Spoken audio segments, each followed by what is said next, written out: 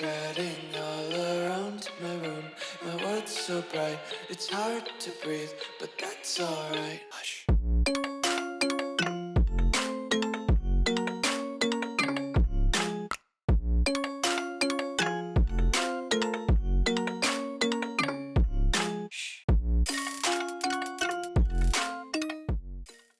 What's going on, guys? Welcome back to the World Juice channel, and welcome back to another episode of 2002 Rebuilds. That's right, we are back with another one. In the first one, we did maybe just a god-awful franchise for most of the 2000s and 2010s, the Houston Texans. But to be fair, they did form in 2002. So they're the most recent franchise in the NFL, and they they just had a god awful roster, just a horrible roster. But we made it work, and we won a championship with the Texans. Now is our next step. It's not one of the worst teams in the league as a whole, but it's a team that I rarely ever choose to do a rebuild with because usually this team is fairly good throughout the decades. Like, if I was going to do a rebuild in the early 2010s, they're a solid enough team. They don't have a quarterback at that point, but they're a solid enough team. And then if you do one in the modern day, they've got Justin Jefferson and Jordan Addison, plus a great defense. So there's not really much to rebuild with this team in every other decade except for maybe this one. So I chose it because their defense is atrocious. And obviously, I'm talking about the Minnesota Vikings. You saw that by the thumbnail and the title. You knew already who I was talking about. We are going to be rebuilding the Minnesota Vikings in 2002 and trying to win an NFL championship, a Super Bowl to Minnesota. Can it be done? Are the football gods going to allow us to win a championship in Minnesota? Because there has been some absolute tragedy. Tragedy? I combined the two words. Tragedy and travesty and heartbreak for Minnesota football fans over the years, over the decades, over the millennia. So we're going to try to fix all of that by bringing a Lombardi to the great state of Minnesota. So if you go and enjoy, hit that like button, subscribe to the channel, join the Juice Club. Let me know down below in the comments who you want to see me rebuild next in 2002/2003. And let's get into this rebuild. So I've chosen to go with the Minnesota Vikings for all of the reasons that I mentioned in the intro portion of the video, but also the main reason was I just wanted to play with Randy Moss. If I'm being totally honest, I know I had Randy Moss in the Texans rebuild at the very end, but Randy Moss is my favorite non-Tom Brady player of all time. So it goes Tom Brady number one and Randy Moss number two. I guess you could tell what era of NFL football I grew up in. So Randy Moss is my favorite non-Tom Brady player of all time, and having him at 25 is unreal. And you saw in that Texans rebuild, I tried my hardest to trade for Randy Moss at every point of that rebuild, and I couldn't get him until the very end when he was in his 30s. So having him in his prime is the main reason why I wanted to do the Vikings. So that's why we'll get to the horrible, just terrible, unbelievably bad teams like the Lions of this era, the Lions and the Jets and all the normal rebuild teams we'll get to it at some point in 2002. But I wanted to do the Vikings mainly for this man right here. And he's just an absolute freak. He's got 99s across the board. I mean, he's just so good. There's from a physical standpoint, Calvin Johnson was a better player that I've seen. But from a pure wide receiver I never got to see Jerry Rice live. I didn't get to see the prime of Terrell Owens. But I got to see this man Randy Moss. Now he wasn't in his prime when he was in New England, but I got to see him and Tom Brady set records, shatter everything. So there's never been a receiver I've seen better than Randy Moss. And I'm being 100% honest. Like, I watched Calvin Johnson. I watched all of Julio Jones's career. I watched a lot of great receivers. Nobody's been better than Randy Moss that I've seen. So I'm just going to lay that out there. Maybe you can argue. I don't know how you could argue with Randy Moss, but I mean, obviously you can argue. And like I said, from a physical standpoint, a guy like Julio Jones or a guy like Megatron obviously is more imposing and more dominant in the air. I mean, 6'4", 215, Randy Moss, not that light of a guy, but he's just a freak. There's never been a more freak athlete that I've seen in football than Randy Moss. I'm just going to say that right now. And I mean, he lives in infamy. He's still talked about today because what do you say when you go and you catch something? It doesn't even have to be a football. When you catch something over somebody else's head, you say you got mossed. I mean, it explains itself. So Randy Moss is the main reason why I chose the Vikings to do this rebuild. But also there is another guy that is very talented on this team, and also the same age bracket. Dante Culpepper is our quarterback. They gave him X Factor in this roster. I don't know if that's where I would have gone. Maybe superstar. I don't know if he's an X Factor type of player, but 89 overall, 25 years old, great player. Is he? Dante's a lefty, right? Let me hold on. Let me see. I think Dante's a lefty. Dante Culpepper. Are you a lefty? No, he's a righty. He's a righty. I don't know why I was thinking he was a lefty for some reason. Maybe it was the camera angle that I watched like in my head. I was thinking of highlights and the camera angle in my head was flipped the other way. I don't know, but he's a righty. So, excuse me. So, Dante Culpepper and Randy Moss is a lethal combination, as it was in real life for a couple of years. So we don't really need a quarterback. We don't need a number one receiver. We're in a very different spot than we were with the Houston Texans. There are obviously some big needs, like offensive line could use a little bit of an upgrade, not a major one because we're pretty good here. Tight end, we absolutely need. We need some backup wide receivers for Randy to work with, and we need a complete overhaul on defense because this is just, I mean, this is just as bad as it gets, really. Nobody is over a 76. I was going to say 75, but I didn't see the corner there. There's nobody higher than a 76 overall on this defense. So everybody needs an upgrade on the defense. And offense, not as much, but some spots here and there. We do have young rookie Bryant McKinney to batten down the hatches here at the left tackle spot. So one of our tackle positions is pretty much done. We'll see how long we can keep him around. Another thing that I'm very curious about is the trade value for Dante Culpepper because I don't know if he's the long-term option. Maybe he is. Maybe he's the long-term option, but I'm not sure if he's gonna be or not. So I guess we can figure that out, I guess.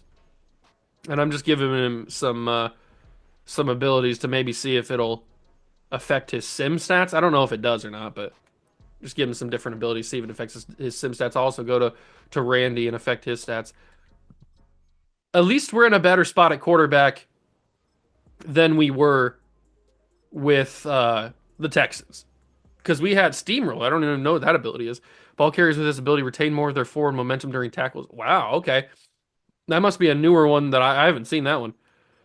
But I don't really go into abilities that much. Tireless runner, I also don't remember this one.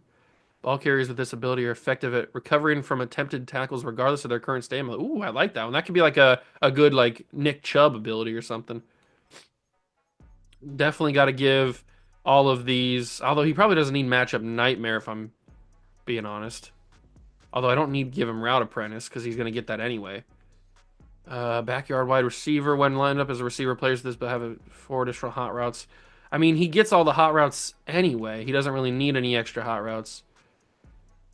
So maybe we give him run off elite. That could be pretty fun. All right, that'll be what Randy gets. So we have two players. Our two best players are in their prime at 25, and the next guy is what, 23? The next best player, 22. So I mean, we're pretty set with skill players, or with our top three being a quarterback, a wide receiver, and a tackle. That's a really good spot to be in. So as for scouts and draft class, I loaded in the classic 2003 to what? I had a stroke for a second. 2003 draft class, and we'll get to a point where we have a team that might need to draft a Carson Palmer type player because I would like to see him. Although Carson Palmer, unfortunately, his player model is black, but I can't change it because it'll ruin his player portrait. It'll get rid of it and put like an auto-generated face like what Byron Leftwich has. So unfortunately, that is a problem, but it's whatever. It's not that big of a deal. We're not really in the games that much, so it's not that big of a deal. And I only noticed it because when we won the Super Bowl with the Texans, the quarterback we were going up against was Carson Palmer. So But we could use an Andre Johnson. That could be certainly a good pickup to grab alongside Randy Moss. But I feel like this is going to be a defensive draft for us. We've got guys like Terrell Suggs, Kevin Williams, Terrence Newman, um, bunch of talented players in this class on defense, and even maybe a Jordan Gross. We got him in Houston, so maybe we stay away from him, but he's also an option to pair alongside Byron McKinney. Man, I can't speak today. Calvin Pace is also here. Uh, Peanut Tillman. I mean, there's a lot of options on the defense. We did grab Troy Polamalu in the Texans rebuild, and we know how good Troy Polamalu was in that rebuild. So maybe we go for him again. I don't want to get the same exact guys every single time because then what's the point of that? There's no fun in that. So I do, before we start simulating the season, I don't know how good we're going to be. This defense is really bad. So I don't know how good we're going to be. But I do want to see what the value is for Dante. So we can get Willie Anderson, who's only 27 at this point. That's not that bad. And a first round pick this year. So, I mean, I'm not going to trade Dante for Willie or for what's his face? For yeah, Willie Anderson. I've had it right the first time. But that's an interesting thing. And PS1 senior Patrick Surtain, 26 years old, X Factor would be pretty awesome. But I'd have to trade somebody else for a quarterback, and I'm not going to do that because if you guys are unfamiliar, the quarterback class or the quarterback market back in 2002 was not really the best ever. We have some guys that are promising, obviously at the top of the list, like Peyton Manning, and then you got some up and comers like Drew Brees, Michael Vick, Tom Brady. You've got guys like that, so you can start to see the next era of guys. But the old guard is still at the top of or at the majority of the league is still the guys from the 90s. So it would be fun to do a Charger rebuild and have Drew Brees and then change history where he doesn't end up leaving because the Chargers think that he's uh, injured. Good, well, because he was. He had the shoulder thing, and then that's not Doug Flutie. That is that Johnny Unitas. I don't know who that is. But Drew Brees had the shoulder thing. The Chargers let him go, or maybe his contract was up and something happened. I don't remember exactly how he got out of San Diego, but he leaves the Chargers. It was heavily rumored that the Dolphins were going to get him, and then because they were going to like pair him up with Nick Saban, it was going to be like that combo or something. And then the Dolphins ended up backing out of the deal because they were too concerned with his arm. And then I think they is that when they get Chad Pennington, or did they get Dante Culpepper at that point? They get somebody. Oh, I forget who it is. They get somebody to replace or to fill in for Drew Brees because Drew ends up going to New Orleans. That's how he gets to New Orleans. So, and then he's there forever. So, that's a little fun tidbit, if you weren't aware. And I would like to do a Peyton Manning rebuild. That could be pretty fun. Where's he at? There he is. Peyton Manning at 26. Obviously, a bunch of neck stuff. He had to retire from the Colts, or I think he just left the Colts. Did he miss a season and then went to the Broncos? Because I think he missed the whole. Yeah. He was out the whole year. The year they draft Andrew Luck. That's why they get the number one pick because he was out the whole year. And then he goes to Denver in 2013, and then has the obviously great end of his career where he wins the championship in 50 at Super Bowl 50. So yeah, that's what happened. So, okay. So we know the market for Dante is decent, but we'd have to trade for a quarterback, and I don't really want to do that in this rebuild, at least not right now. I'd like to see how Dante progresses. But we're going to simulate season number 1, see where we are. I don't think I'm going to bring you guys back in at the halfway point because you already know what the draft class is like. I'm just gonna do some scouting and get ready. Although I don't really want corner and quarterback as my number 1, my 3-star. So I'm going to fire you. I definitely don't need tight end and quarterback. I'm going to get all these scouts figured out. I'll keep these 2 guys. They don't matter. But I'm going to get all my scouts set up. I'm going to simulate year number 1. I'm just going to do some scouting, do all that kind of stuff. And then I'll bring you guys back in at the end of the year. Year 1 is in the books.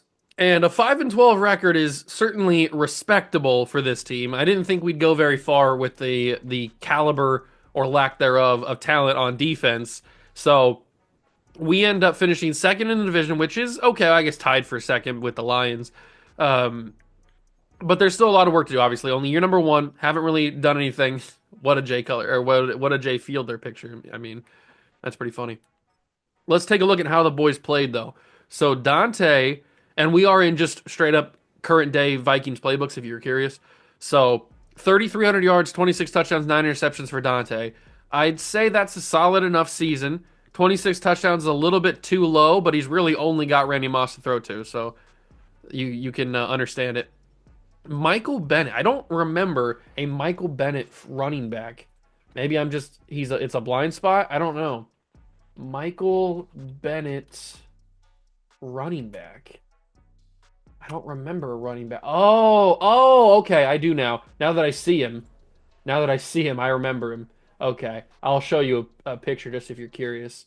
There is uh that's Michael Bennett. If you were curious on who Michael Bennett was too. Okay, I remember him now. I just didn't recognize the name at first because obviously the only Michael Bennett I'm thinking of is the Seahawks one, the D tackle. But now that I see him on the field in a Raiders uniform, that's what I remember, not from the Vikings. I remember from the Raiders. Okay, that makes sense. All right, I'm glad we got that sorted. Okay, so this Michael Bennett had almost 1,000 yards and 4 touchdowns. Obviously, if you're a running back, that's a pretty good overall in the Vikings playbook. You're gonna do fairly well, so that's good to see. Randy didn't get 1,000 yards. Wow. Okay, 3,300 yards and he didn't get 1,000. All right, whatever. 927's close and 6 touchdowns as well. He's just got Culpepper's got nobody else of quality to throw to. Unfortunately, we have to really help him on the skill position front. Antonio Wilson leads the team in tackles with 123. Tyrone Carter had 86. A couple other guys were around there. Ooh, we were getting in the backfield a little bit. Kenny Mixon gets in with 20 tackles for loss. Chris Hoven had 16 and 7.5 sacks. I know that's not his picture, but that's just what happens with this mod, as you may have noticed. Or with this roster, I guess. 16 tackles for loss and 7.5 sacks is crazy for Chris Hoven. That could be a star development upgrade for him. No, I could definitely see that, especially at his only normal. I could definitely see that. But Kenny Mixon leads the team with 9 sacks. Then you got Hoven. Then you got Nick Rogers at 3, along with Henry Crockett. Interceptions. A few people had 2. A few people had 1. Okay. It's a good start. 5 wins is a solid beginning point. Solid jumping off point. Obviously not good enough to make the playoffs. So we'll get right to the good stuff, which is the off season. Season number 1 off season. What do we need to go for? We have a ton of money. What are we going to use that money on is the big question. Eagles and Colts are in the Super Bowl. Could this be Peyton Manning's first championship? A few years earlier than he actually got it? And it looks like it is because if I know Madden correctly, they usually have the score flipped for some reason on this screen. And then when you get in here, it is the 27 or 24-17 Colts championship. So Peyton Manning gets his championship a few years earlier than he actually did in real life. Michael Vick gets MVP of the league, as he should. Deuce McAllister and Keith Bullock are the rookies or the players of the year, and then Deion Branch for the Patriots and John Henderson are the rookies of the year. All right, that is a solid award list. Let's get down to business to defeat the Huns. We need to make sure that this offseason puts us in a really, really good position to, make the playoffs. That's the overall goal is to win a championship, obviously, in this rebuild. So we have $216 million in budget, in available cap room. And Dante Culpepper needs an extension. So his rookie deal is over. He needs a new deal. This is going to take a big, big chunk of our budget. Oh, and he really doesn't want to be here either because he wants to be in a warm weather state. He is from Florida, at least that's where he went to college.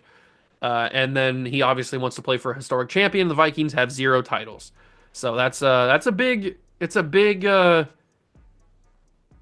negotiating piece that he has that we don't have. So he's got the advantage. He's got the leverage.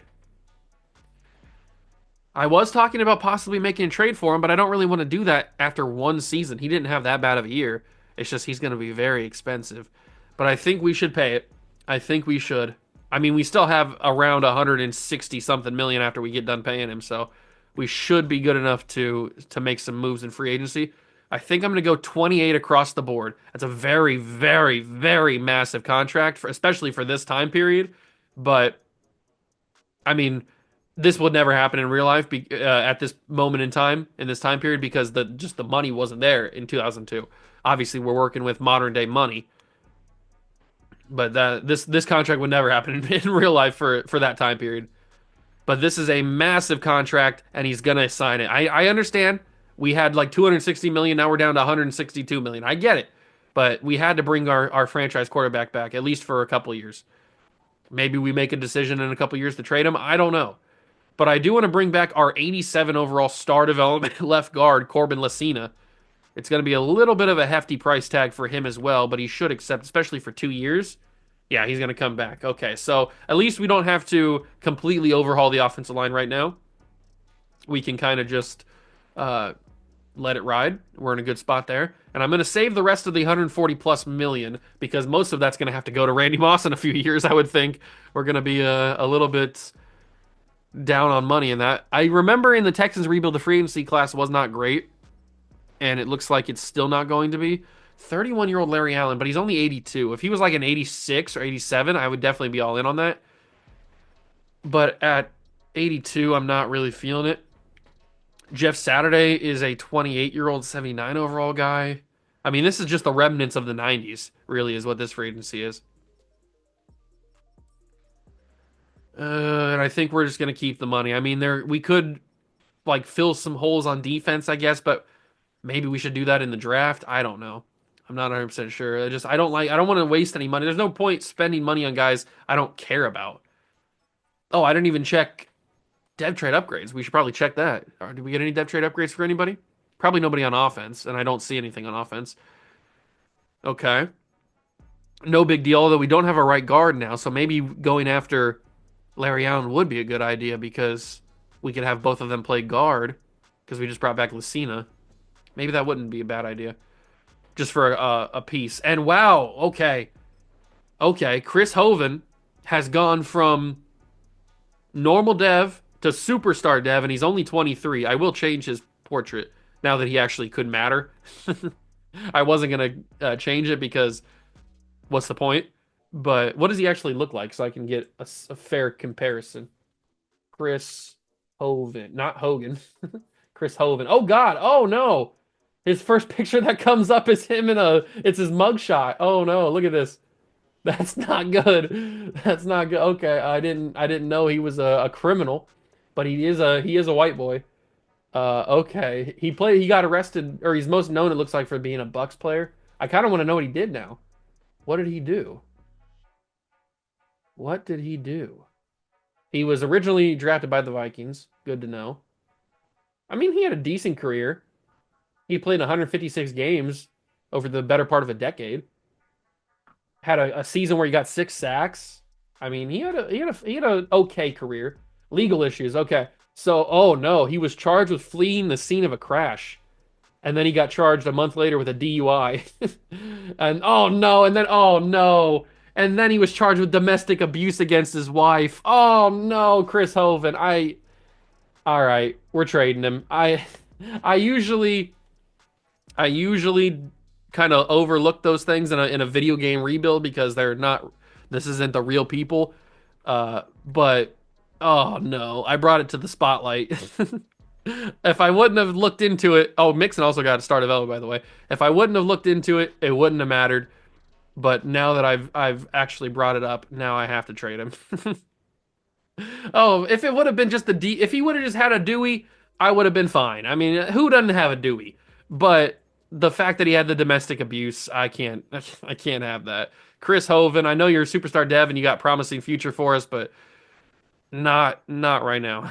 Does that say Venom? I thought it said Venom Fox. I was like, that's a sick name.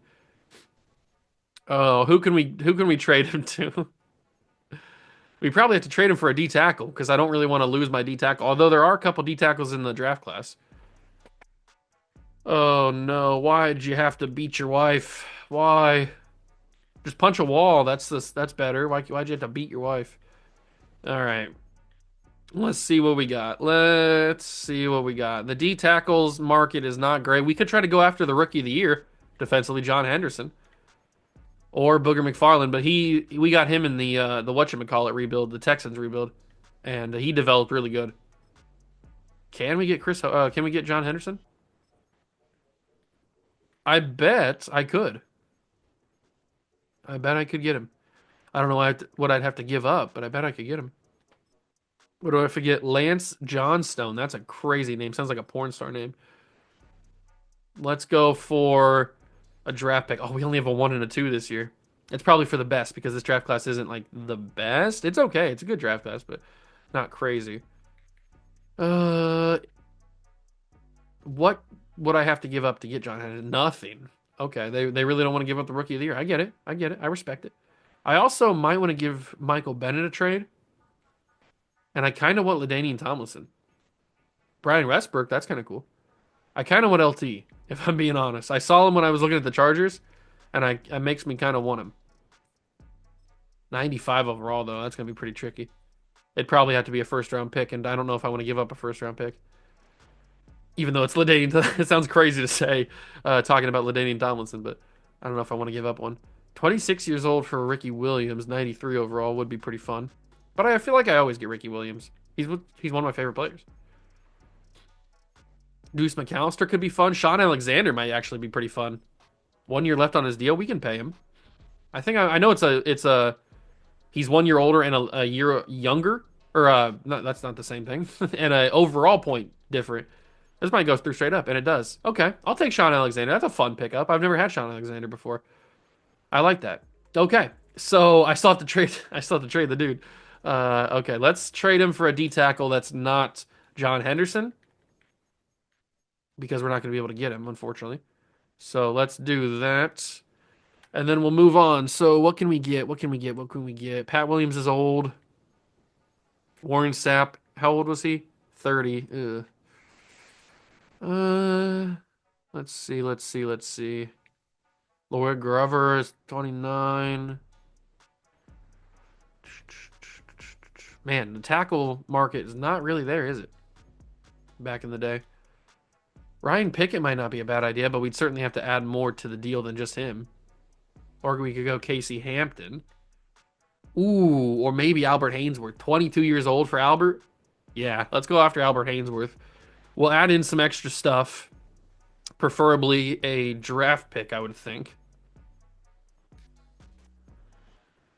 Let's go and get a draft pick. Oh, they don't have a third round pick either. I was hoping they would. Let's see if we can get a fourth this year and a third next year. Maybe we can do that. And no, they can't. Okay, never mind.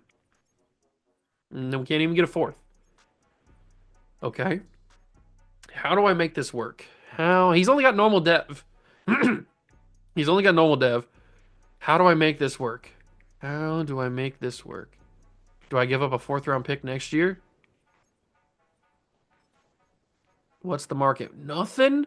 I don't have anybody on my team that you want for Albert Hainsworth. I guess I'm just gonna have to. I can't make any trades right now, or I can't make my own trades right now. I'm just gonna have to accept a trade. What are they giving me? What are they giving me? Did I already get to the end? I think I did. What are you giving me? Terry Glenn, Tim Carter, Ahmed Plummer. I mean, these deals are not amazing. Wow. The market is not there. You know what? Maybe we're gonna be okay. Maybe we're gonna overlook the domestic violence for right now. Because there's not really any trade options that I like. So we're gonna act like we didn't see that for now. Maybe in the future we'll move him. But right now we're just gonna we're just gonna overlook it. Okay. It's a video game. He never did it in the video game, so we don't care about it. All right, let's get to the draft. We have a first and a second. Our first is pretty decent because we were 5-12. But we only have a first and a second that are going to make any sort of difference. I did scout corner as my national focus, so we know that Terrence Newman's going to be a top 5 pick. Terrell Suggs might have to be my first round pick. I mean, getting a guy of that magnitude would probably be the way to go. I would think. That's probably the way to go. I'll toss one on Anquan Bolden because that could always be a nice pickup. Same kind of thing with Dallas Clark. He's at 70%. I feel comfortable taking him at 70%. Andre Johnson's down here at round 1 to 2. Maybe he's my second round pick. I guess I didn't realize he fell so far. Why did he fall 35 spots? That feels weird. Maybe that's going to work out for me. I don't think I have like storylines on. Maybe I do. Maybe I do. I don't remember. But if Andre Johnson's going to fall down to a first, a second round, like a fringe first round pick, that could work out for me really, really nicely. That happened in one of my other rebuilds. I think it was it on Madden 24 on the PC? I can't remember exactly what it was, but something happened where one of the guys that we were like super heavy on fell dramatically. It was kind of awesome. I can't remember exactly what it was, but mock draft number 5. So Charles Rogers is the consensus number 1. Calvin Pace, we're not going to get him, even though I scouted him. I didn't realize he was going to be valued this highly. Carson Palmer's top 3. He looks like he's going to be the savior of Chicago if everything goes well. So there's Suggs. Suggs is number 6. We have the 7th pick, and Suggs is right above us. All we would have to do is just flip one spot. Flip. But also, we're projected to get Terrence Newman, which also would be a really good pickup for us because we could use a corner. And it looks like that. I mean, this is crazy. Andre Johnson's not even a first round. Okay, there he is. Andre Johnson is down at 30. That is absolute insanity. And that might work out for me because there is Anquan. I was actually thinking about getting Anquan. Is there a way? Where there's a will, there's a way. Can we? Oops, wrong thing. Actually, right thing. I want to go to franchise staff. Can we make our one first round pick? Can we get both Terrell Suggs and Andre Johnson? Is that feasibly an idea? I'm not sure. I guess we'll have to find out, but we definitely want to buy all this stuff to make sure it's slightly easier to trade. And unfortunately, we're one staff point away from getting the full thing. That's all right. That is all right. All right, so at least it's going to be a little bit easier to trade with first round picks. Okay, so what I'm going to do first is just trade one spot up to get the Lions pick so that we can get Terrell Suggs because I think that's going to be the best idea. So if we trade, not with the Bears, if we trade with the Lions to get number 6, that should go through straight up, and it does. Perfect. So we just flip one spot ahead and we get Terrell Suggs. That's a good starting point. How do I get pick 30 from the Bucks? How do I get pick 30 from the Bucks? What do they want for it? They want Corbin Lucina or Chris Lewinsky and Corey Chavous. So we'd have to give up a solid tackle. We don't have to give up much, actually.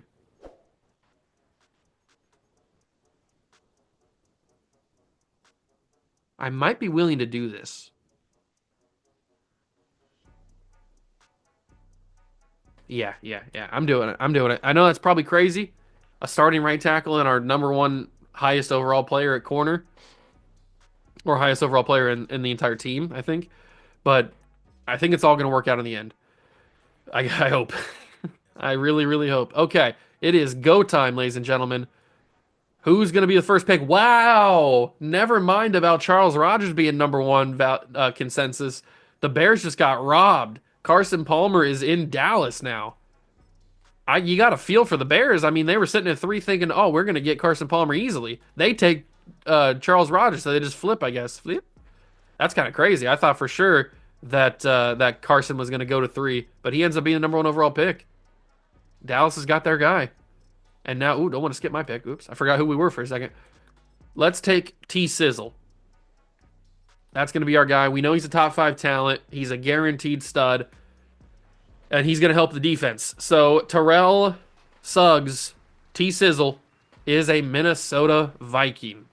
Welcome aboard, the biggest of dogs. Okay, he's number 5 in true value. He's got hidden depth, 78 speed, solid player. Happy to have him. Happy to have him. And now we have pick 30.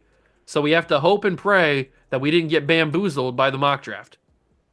Anquan Bolin, Troy Polamalu, Nnamdi Asomugha, Byron Leftwich, yada, yada, yada. He's still there. Andre Johnson actually did fall. What is happening? How in the world did you let Andre Johnson fall? I mean, that's a no-brainer. It's an absolute no-brainer. He's number 3 in true value. We got the number 3 player in the draft and the number 5 player in the draft in the first round, and I didn't even really have to do much. Absolute insanity they let him fall that far. Oh, OCU Manure got picked a couple picks ahead of me. That's annoying. I was going to take him probably. All right, well, we have to readjust now. And we probably need either a corner, because we traded our corner, or we need a tackle because we traded our tackle as well. So there are a couple of options we could go with. The corner market's not really ideal. Rasheed Mathis, he's around 1 to 2. That's not horrible.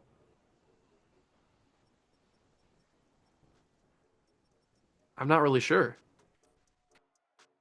Rasheed Mathis doesn't seem like the worst pick in the world.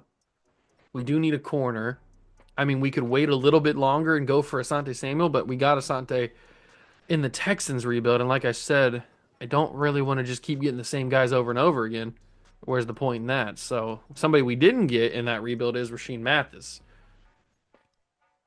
And it might not be a bad idea to grab a corner since we traded one to get Sean Alexander. No, to get the 30th pick in the draft. That's right. That's what we traded for. But is there anything else? Because we need a lot of positions on the defense. Is there anything else that I would rather go for? Robert Mathis, we also had in the Texans rebuild. I'm not seeing anything else on the defensive line. And the right tackle position is okay, but there's probably nobody there that's absolutely must have.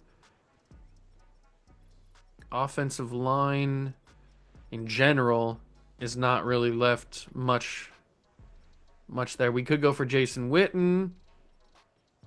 We had him also in that one. Antonio Gates is always down there. I don't know. I think Mathis is probably the go-to guy. He doesn't look too bad. He's our second round pick. I'm going to take him. We take Rasheed Mathis, number 23 in the draft, hidden dev. So at least we have a corner who can be solid for us. But now we have to wait until round 5. I have no idea who's going to be on the board for round 5, but here we are, and let's see what we got. So we could go for Cliff Kingsbury. That could be pretty fun. We don't need a quarterback, though. Don't need a running back. Wide receiver don't need, well, not anymore, at least. Antonio Gates is still an option, so I'll have to keep that in mind. What about all of this stuff? Nothing there, nothing there. There's going to be nothing. Matt Wilhelm and Tully Bantakane are fun options on the outside linebacker spot. Maybe they could turn into something. Who knows? There's not really Kevin Garnett. I thought that was Kevin. It's Kevin Garrett. There's not really any other safety options or just any other options in general. So I think what we're gonna do is we're gonna take Antonio Gates because we do need a tight end. Actually, no, we'll wait on Antonio Gates because we have 2 5th-round picks, I think. We'll take Matt Wilhelm because he's a Buckeye, and I like him. We'll take Matt Wilhelm, and then we will take Antonio Gates with the next 5th-round pick, and then we'll skip the rest of the draft because we don't really need to be in the rest. So let's grab Antonio. We could go and also grab Tully Bantakane, but I don't really see the point in doing that. So we'll grab Antonio Gates, and then we will be off to the races, off to season number 2. Number 68 in true value, that's good. So at least we have a wide receiver number 2 for Culpepper to throw to. We have a running back for him to hand the ball off to, although we had a solid one, Michael Bennett, but we get Sean Alexander, who I like a little bit better. And then now we have a tight end for him to throw to. So we give him a few options, a few more options other than just Randy Moss. We take Suggs. We also help the defense with a couple of outside linebackers. Hopefully that'll give us some promise maybe in the future. Really, it's just Terrell Suggs because 61 overall, Matt Williams not really going to do much. At least not at the beginning, I wouldn't think. But 75 for Suggs. I still can't believe Johnson fell all that way. I don't think I have storylines on, but I might. Maybe that's why he fell. Rasheed Mathis, 72. So our first 3 picks end up being pretty solid. They'll all play for us right away, and they will all hopefully develop into really good players. Antonio Gates is going to play for us right away. So I think we came away with a pretty solid class. Polamalu, obviously the best player in it. Andre Johnson is the 3rd best, and Suggs ends up being tied for 5th, but technically he's 4th because he's a higher than the other guy that's tied for 5th with him. So I'll take that as I'll take that as 4th. And that's these rebuilds. When you go back to 2002 with this roster and with the free agency class and with the draft classes that we have, it takes a little bit to get built up, takes a little bit to get going. But once you do, once you get to the good stuff, then we can start talking because this offense is starting to come together. The offensive line looks a little bit worse now, but that's okay.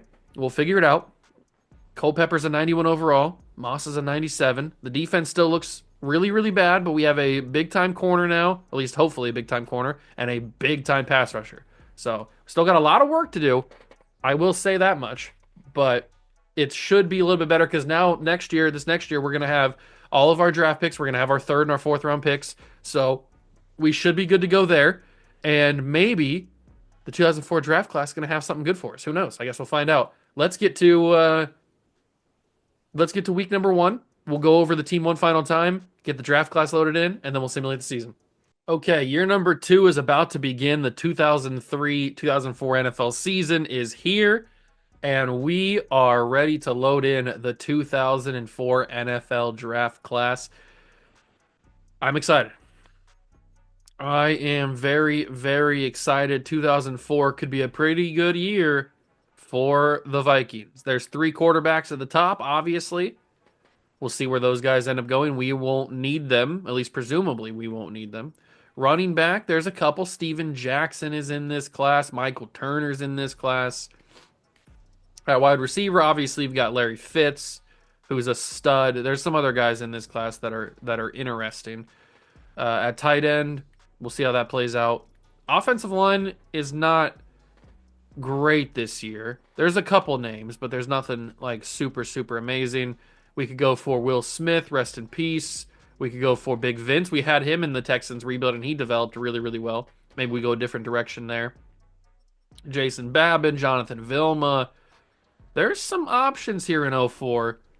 We could also bring in another corner like Chris Gamble or D'Angelo Hall. That could be pretty fun. I went for Sean Taylor in the last class. I paired him up with Troy Polamalu. That was a freaking amazing safety pairing that we had in the Texans rebuild. I probably won't do that again, even though I do like Sean Taylor. Rest in peace to the GOAT. But we are going to simulate year number two.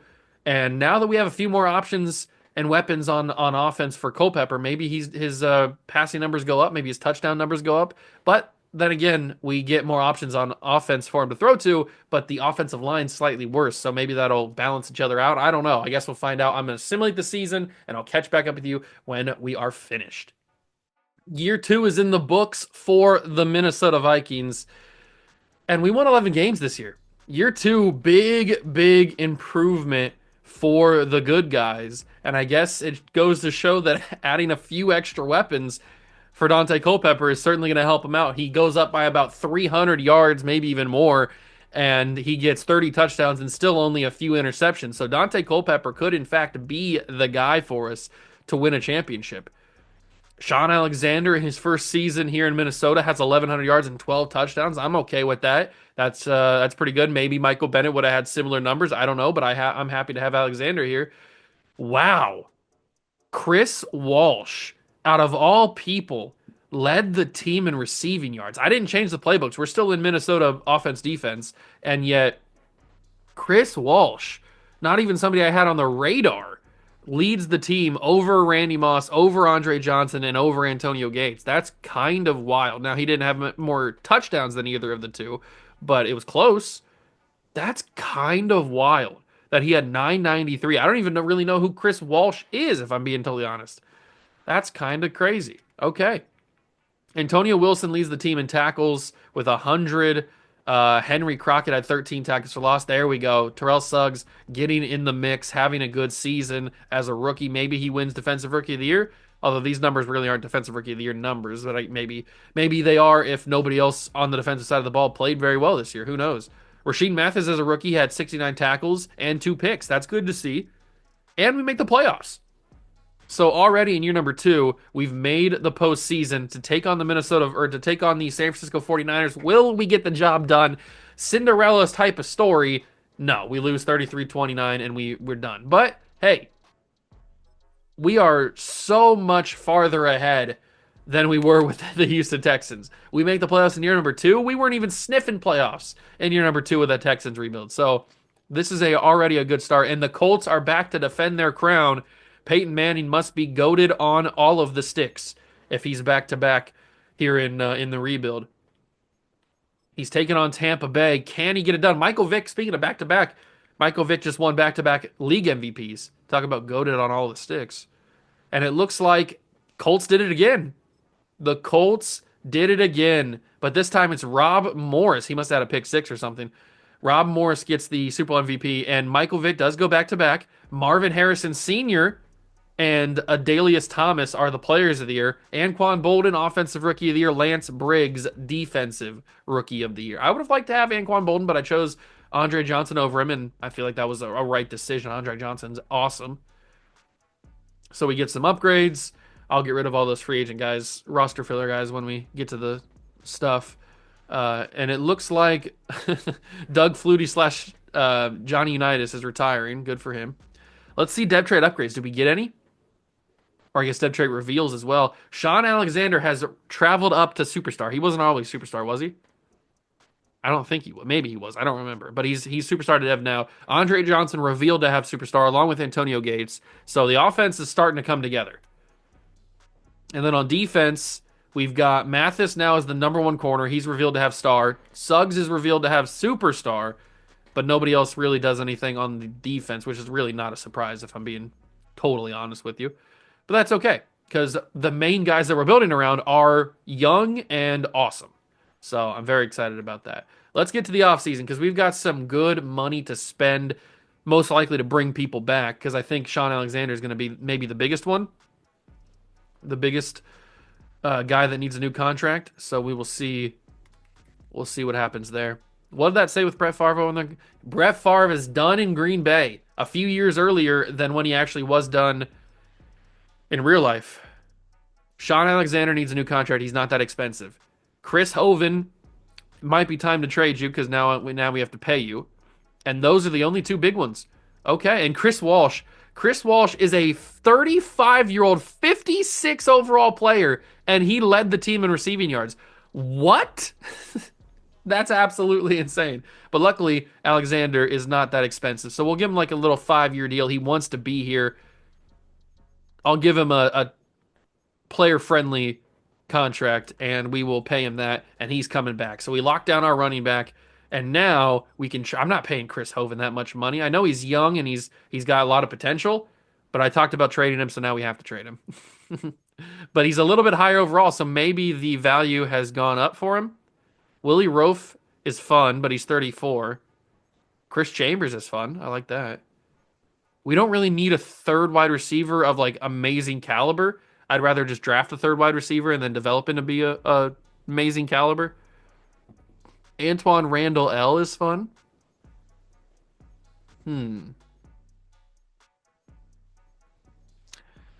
Do we have the ability now? He's slightly higher overall.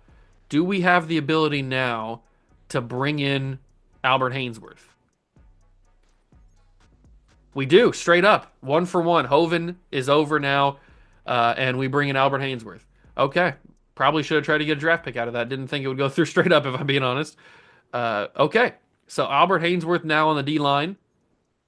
We'll have to pay him in a couple of years. I know we lose out on a superstar dev player, but I wasn't going to pay him $91 million, that's for sure.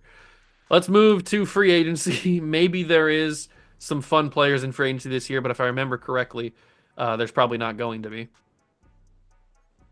You got another Ron Stone. We could bring him in for a year as a filler because we do need guard and tackle. Larry Allen is back. I think I might do it this time. I didn't pull the trigger last time, but I might do it this time just to kind of have him play guard and not have like a 60-something overall guy playing the guard spot for us, even though we did pretty good with that setup this year. And there's Plaxico again. Last time I tried to get Plaxico, he was very, very sought after.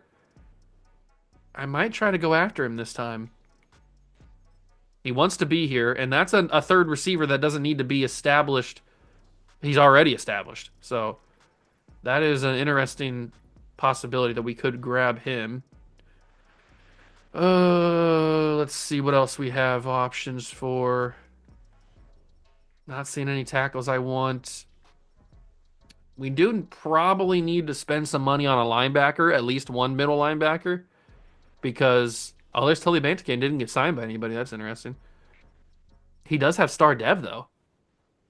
You know what? I probably should have drafted him. I had the option. I'm not opposed to bringing in Tully Bantacane, especially with star dev. He'd certainly help us out on the offensive line, that's for sure. But we do need to bring in one of these middle linebackers, I think, and maybe it. Oh no, he's a 60 overall. I was gonna say maybe it is Teddy Bruschi. It's probably not. And you know what? All those guys are kind of garbage. So maybe we don't need to bring in one of those guys.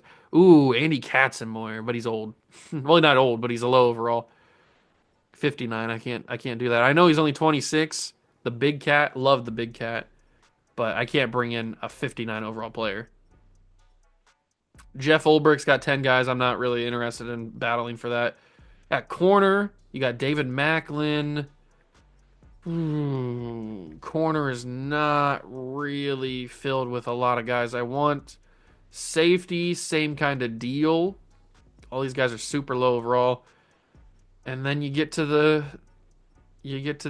strong safeties, and they're the same kind of deal. There's just not really a lot of options because everybody's old and bad in free agency right now. But we did make some offers. I didn't mean to back out there. We did make some offers. We will see if we can get any of them. Hopefully we can. We're targeting Larry Allen, Plaxico Burress, and Talib Banta Kane. We get both of them. Larry Allen and Plaxico have signed with the Minnesota Vikings. What about Tully? He has signed as well. All three pretty decent additions to the team. Plaxico comes in and he fills in as the third receiver now, at least for now. Then Larry Allen comes in and plays a little bit of guard for us. And there's Plaxico. Nice to see. Then on defense, Tully and what's his face, Terrell Suggs should be a nice little pairing. So we will go and first off change Tully to be a little bit lighter skin. He wasn't that dark, or isn't. I think he's still alive. I don't want to say past tense. He isn't that dark. So we will go and make him slightly more light. Let's do something along these lines, maybe. I guess we can do that one. I mean, you're not going to find anybody that looks like Tully Bantakane, unfortunately. Let's do that one, I guess. That's fine. Okay, and then I want to. All the reason I went in here is because I wanted to change him to a right outside linebacker instead of a left outside, so he can actually play alongside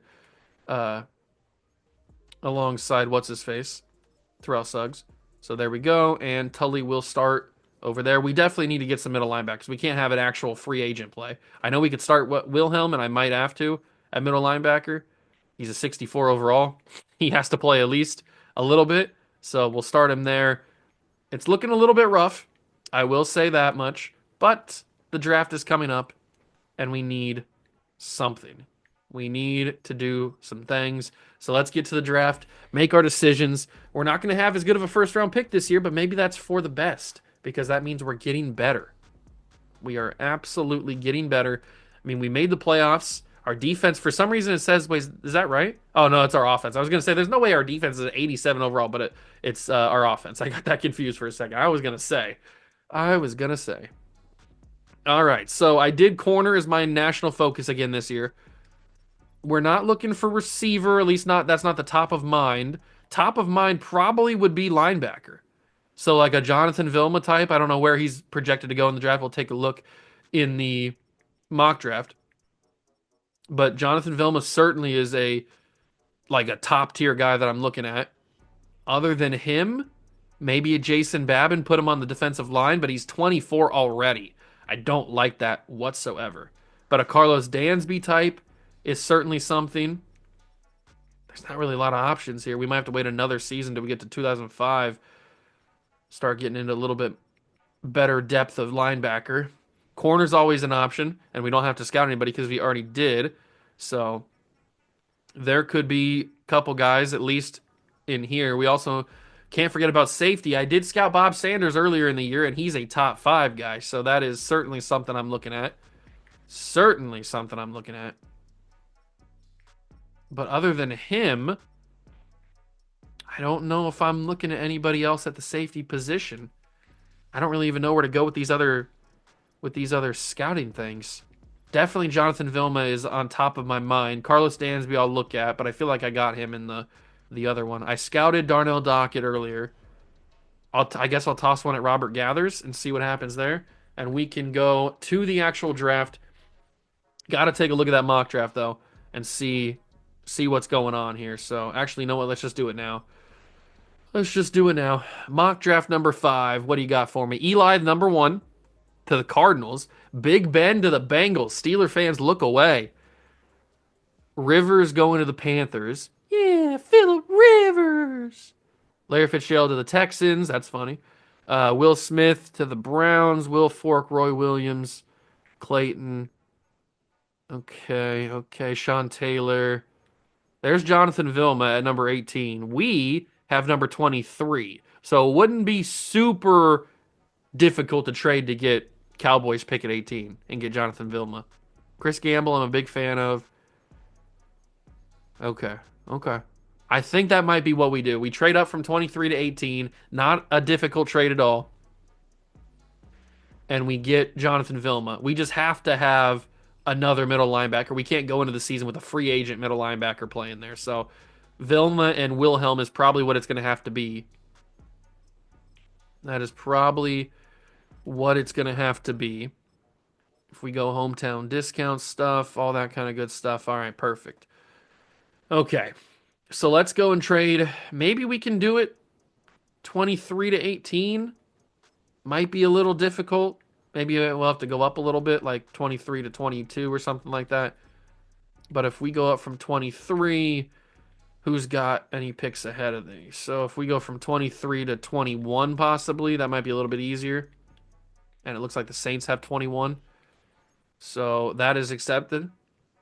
And yes, this is on normal trade difficulty. All you got to do is buy. You saw what I did right there where I bought those franchise staff things on the trading section.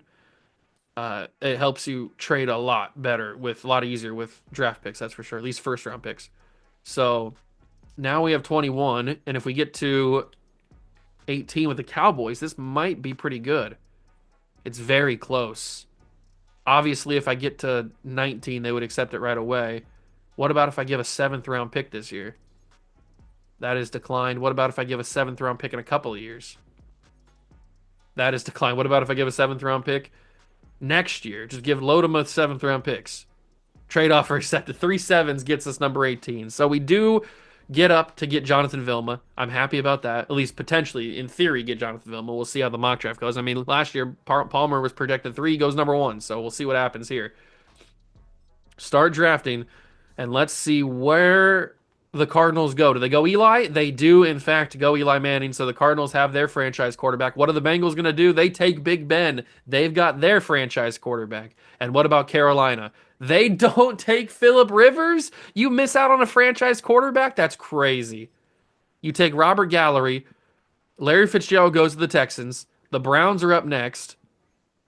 The Browns take Will Smith. Philip Rivers falling down the draft board right now.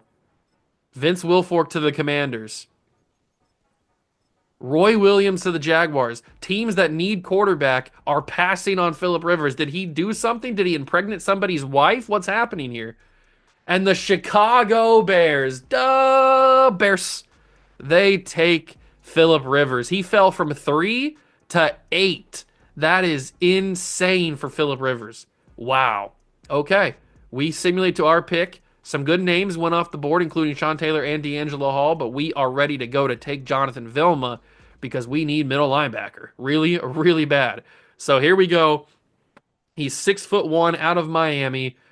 They're always back, even though they're never back, and he looks really, really good. And Jonathan Vilma is the number 6 player in the class. He's a big hitter, and he's an 85 speed hidden dev linebacker who will certainly be a nice pairing alongside Terrell Suggs. I like that a lot. Sim to our next pick. Round 2, pick 23. Bob Sanders does go, unfortunately. I kind of forgot about that. I probably should have traded up to get him. I kind of forgot about Bob, unfortunately. So we miss out on him. But it doesn't mean we are out of options. At least, we probably are at safety, unless we want to go Will Allen. That's also a possibility, I guess. But at corner, there could be a viable option. Maybe a Ratliff type, or a Smith, or a Spencer. We got Will Poole and Nathan Vasher. So there's some decent enough options at line or at corner. But what about the D line? Because that's something that we certainly do need a little bit of help on. Randy Stark's not a bad option.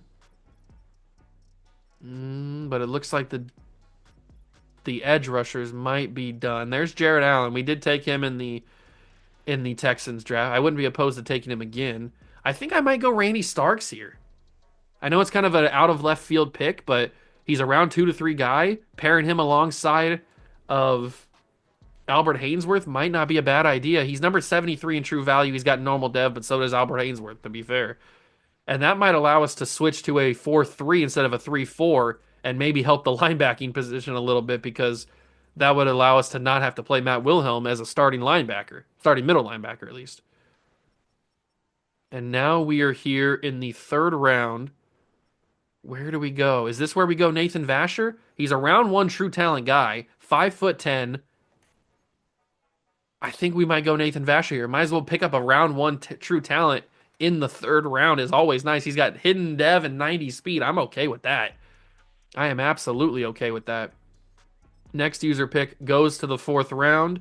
Who's going to be available? Will Allen goes earlier. I just saw him. Let's see. Where else do we need? We need a tackle, but we're not going to be able to get one in this class. I missed my opportunity if I was going to go for one. Yeah, there's nobody here. Okay. So we either go for another wide receiver, a fourth wide receiver. Looks like Jericho Cotchery got taken. I was going to take him because we know how good he developed in the Texans rebuild. So we either go. We probably got to go somewhere on the defense. I just don't know where that is. Who's going to be the guy? Maybe it's another corner. Although there's not really a lot of other good, solid options. Randall Gay, he's a round 2 to 3 true talent. That might not be a bad option. He is undrafted though, so we can wait on him a little bit. I don't really know where we go with this pick, unfortunately. Maybe we go Mike Adams, but he's also potentially undrafted, so we don't need to take anybody that crazy. We could go Craig Krenzel. I think I took him in the Texans rebuild. The Cowboy, Circle K. No running back I want to take. We already looked at wide receiver. There wasn't really any wide receivers I wanted to take, except for maybe Malcolm Floyd, and Wes Welker, but they're all undrafted as well. So I just don't know where I want to go with this pick. I do not know. Maybe we take a flyer on somebody. Maybe like on the offensive line, we take somebody that we don't think is going to be good, but maybe they could be. I'm not sure. I'm not sure at all. How good is Tony Pape? Pape? I don't know how to say his name. He didn't look great. What about... Well, I don't even know. I don't think there's going to be anybody there that's worth it. This is a tricky spot to be in because there's just not a lot of options. There's Brock Lesnar. We took him. Chad Lavalaeus. He's on our Buckeye All-American Dynasty team for year number 1. Go watch the video or go watch the series. I think I might trade this pick. I just don't like anybody here. All the guys that I could take are all undrafted guys. I don't want to waste my pick. I don't think we're going to get anything too crazy for this pick, but if I can grab some sort of value at some point in the future, might not be a bad thing to do. Because I don't like any of the draft picks or any of the possible options. So we're still able to get fourth round picks a little bit later. So let's do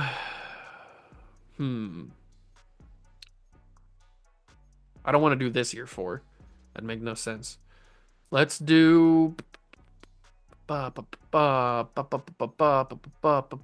do Saints. We'll do 4 and 2-6. That's fine by me. We'll trade out of the fourth round, get into the fifth round, and in the fifth round is a little bit more acceptable for me to take a guy that's undrafted. So let's move to who are some of the guys that I was liking. We like Wes Welker, obviously. We've got Mike Adams as a potential option. I think I might take Mike Adams first. Let's grab Mike Adams first. Then we come back, we circle back, and we take maybe a Wes Welker type, or if there's somebody else that I'm not remembering. Into the sixth round now. Who else was there that I was thinking? I'm not going to take Malcolm Floyd this year. Running back, there was nobody. There was Wes Welker in the thing. I don't think there was anybody else. Sean Johnson, Chad Lavalace is still there, but he's 25. That's a no-go for me. I don't think there was another corner. Oh, actually there was. It was Randall Gay. We'll take a flyer on Randall Gay, and he's an undrafted guy that's got potential of round 2 to 3, and you get him in the sixth round. He's got hidden dev. That's another solid corner pickup in the sixth round. Are you kidding me? And unfortunately, that was my last pick because I traded my seventh round pick. So we miss out on Wes Welker. Does Wes Welker get drafted or does he make free agency? Undrafted free agency. I don't know. We'll find out. We'll simulate to the end of draft. I was gonna trade for a seventh, but I was like, why would I trade for a seventh? That's stupid. So we'll just simulate to the end of draft. If he gets taken by somebody, it's fine. It's not the biggest not the biggest deal. So how's our draft picks looking? We got 75 overall for Jonathan Vilma, 67 for Starks. It's a little bit of a miss, especially in the second round, but he could turn into something. You never know. Vasher's a 71. That's a huge pickup. Mike Adams being a 67 in a hidden dev is huge in the fifth round. And then Randall Gay also two really, really big pickups here in the fifth and sixth round for the secondary. I really like that a lot. And then Larry Fitz, 83 overall. And then the rest are kind of just like booty cheek overalls, but they're still pretty good. They're still pretty darn good. But we got 2020, or not 2020, 2005 draft coming up next. And there could be some big names to help us out in that class. Okay, year number 3 is about to begin. And we made the playoffs last year with 11 wins. Maybe we can capitalize on that. Maybe we can grow even further because we got even better. And Andre Johnson gets a little bit better. We add Plaxico Burris. Culpepper is growing in overall. We now have Jonathan Vilma. I think I might. Mike Adams got to start. That's just what has to happen. I don't care if he was 72 overall. Mike Adams has got to start, and we probably have to start both of our rookie corners over whoever we have here just to give them a little bit better. And we need to maybe switch to a 4-3. 63% on the West Coast spread. We have 88% on a 3-4. I mean, it looks like they want me to go 3-4 instead of 4-3. We have an 80% on that. We have an 84% on base 4-3. We'll go with that one. I would rather have a 4-3 than a 3-4 on defense, because then that means that we can have these three guys start at linebacker, and then we can have a little bit of growth potential for these two guys. So we'll see what happens this year with the new look defense. It's getting a little bit better. You can see it's small steps. It's little baby steps, but it is getting better. I will see you guys at week number 1 to load in the draft class and do one final look at the roster, and then we will simulate year number 3. Okay, so we got to year number 1. Let's load in the draft class and do all that good stuff here. 2005. Let's get it. Alex Smith, Aaron Rodgers. We saw what happened with Aaron Rodgers and the Cincinnati Bengals in the Texans rebuild. Aaron Rodgers, I think as a rookie, right? Or maybe as a second year guy, something like that. It was very soon. He won a Super Bowl with the Bengals. So I don't know if he's going to have that magic in this rebuild, but you got to look out for Aaron Rodgers. And he also went number 1 overall to the Bengals. But this year they're not going to need him because they got Ben Roethlisberger last year. So we'll see who he goes to this year. Also, Dan Orlovsky is in this class. Fun fact about Dan Orlovsky, he doesn't like milk chocolate.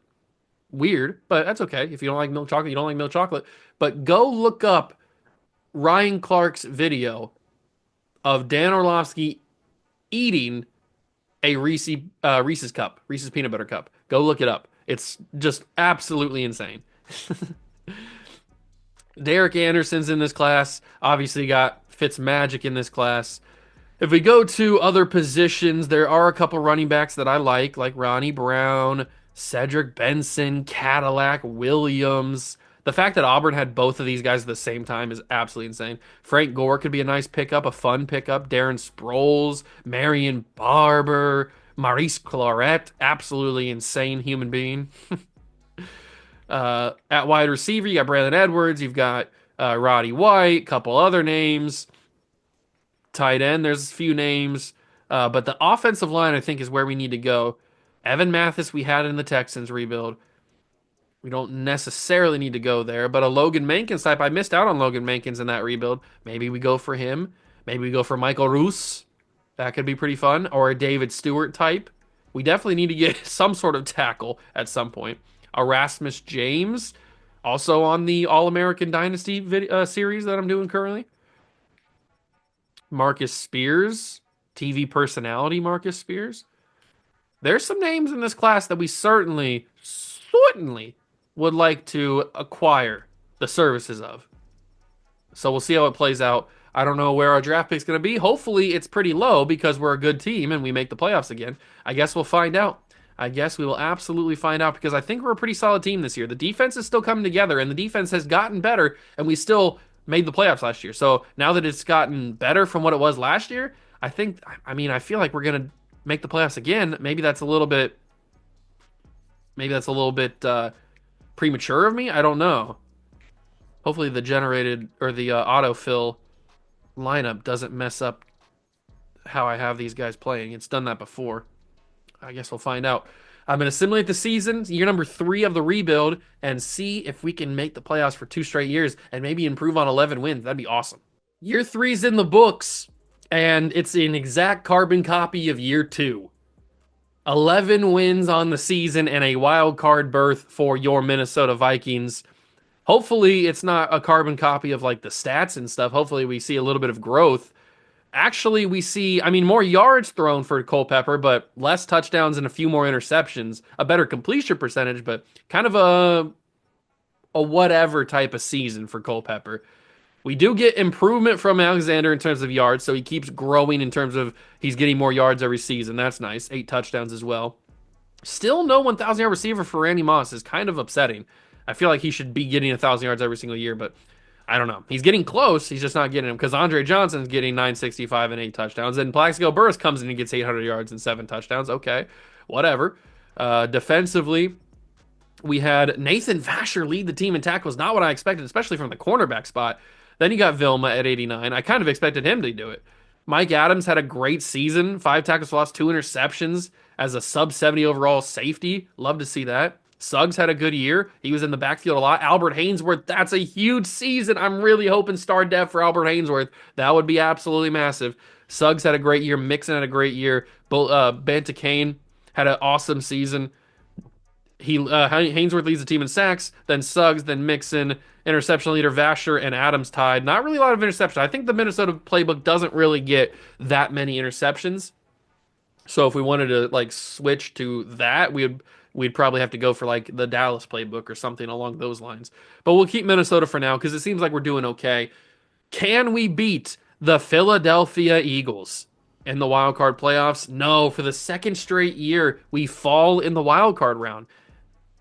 It's kind of annoying. Maybe it's the quarterback, maybe it's the playbook, maybe the team's not fully ready to go yet. I'm not 100% sure, but 3 years in, 2 straight playoff appearances, 2 straight 11-win seasons, and then 2 straight first-round exits. We move on, though, because we still have a lot of money to work with. I feel like we're just at the cusp. We're about to be at that breaking... Hayden Epstein, yikes. We are at that breaking point where we're about to break through the ceiling and just have like that type of season. It feels like that. And for the 3rd straight year, the Colts are in the playoffs or in the Super Bowl. Will they go three-peat? Will they beat the Kansas City Chiefs to the mark? And I think they lost this time. The Green Bay Packers and Brett Favre, who said he was done. He said he was out of here. I'm not coming back to Green Bay. And maybe this is his send-off. He gives one final championship to the Packers, and then he's out of here. He also wins the Super Bowl MVP. Vic wins his 3rd. Speaking of three-peats, 3 straight MVPs for Vic. You've also got Terrell Owens and Kevin Carter winning Players of the Year. Kerry Colbert and Tommy Harris are your Rookies of the Year. So a very intriguing, interesting, whatever you want to say, type of season for everybody around the league. Do we get any dev trade upgrades? That's going to be the big thing, especially Albert Haynesworth, because he had a really good season. I think there's a world where he goes up to star. On the offense, we have no changes. Everybody is the same, okay? That's fine. What about on defense? Okay. We have some upgrades. We have Jonathan Vilma revealed to have superstar. Haynesworth does, in fact, go up to star. We have the reveal of both of our corners being star. Actually, never mind. Vasher has superstar, and I forgot Vasher was the other rookie. I was thinking it was Mathis, but Vasher has superstar, and Gay has star. Mike Adams has star, so that ends up being a really, really solid pickup. He also went up to a 75, which is kind of crazy. The defense is coming together. You can see it. You can see the vision. It's just taking a little bit longer than I would like, but hey, that's what a rebuild is sometimes. A rebuild's not supposed to happen overnight. We have four. Oh, Marvin Harrison Sr. just said he's not coming back either. He's done. He said, we went to three straight Super Bowls. I'm out of here. Fifth year option on Brian McKinney, we will accept. We move on to everybody else. Oh, that's right. We've got to re sign some of these guys. They're older, though. But we don't have any backup plan currently at offensive line, or at least it's certainly not a guard. We don't have any backup plan, and they both want to be back. We have the money. I can pay them for at least 2 more years. I know it's kind of expensive for a 34-year-old and a 33-year-old, but until we have viable replacements for them, I don't feel comfortable letting them go. So we'll pay them. It's not that much money. It's only 2 years, and we have the funds, the means. So let's get those guys back, and maybe Marvin Harrison Sr.'s in free agency this year. That'd be pretty fun. I'd like to pick him up. Let's go take a look. What do we got? Adam Vinatieri at kicker. Kevin Mawe at center would not be a bad idea. Lorenzo Neal. Santana Moss. It's another group of old guys. Another group of old guys. Brett Favre's still not here, but maybe he chose to go back on his word and come back to Green Bay after they won the freaking championship. But I do see my main man, Eddie George. I gotta sign him. I gotta sign him. Can I get him on a 7-year deal? That's too expensive. I'll get him on a 3-year deal. I love Eddie George, man. One of my favorite players of all time. Love him. All right, let's get moving on here to actual people we should sign. So we've got David Boston, we got David Terrell, we've got not really any need to go for a wide receiver. I mean, if we were, we'd have to go for like a fourth string because we have three guys that I like. So actually, we might as well scroll down here and see if there is uh what's his face? Wes Welker. Does he in fact make free agency? Wes Weckler. I don't see him on here. We might as well sort by his name, I guess. No, he's not here. Okay. He is not in free agency, so somebody has him. He's on somebody's team. Tight end, I don't like anybody there. We do need a tackle. I mean, we kind of pushed it off for a while. We need a tackle. And it might have to be Sharon Dorsey. Charon Dorsey? I'm not honestly sure who that is. The name doesn't sound familiar. That's a kind of a unique name. I feel like I would know that. But let's get him. He's only 27. We're going after four other teams. We're going battling with four other teams, but we're giving him a better offer. So he can play right tackle for us. Kevin Mawe, it doesn't seem like the right idea. We have a decent center right now. Roberto Garza wouldn't be bad. Maybe that's the backup plan. He's only 26. Maybe that's the backup plan for either Larry Allen or the other dude. So I guess we'll find out there. At right tackle, nobody I want to go after. Defensively,